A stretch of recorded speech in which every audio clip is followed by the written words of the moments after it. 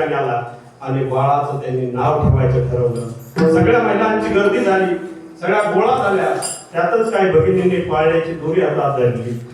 पहिल्या दिवशी पहिला प्रकार साक्षात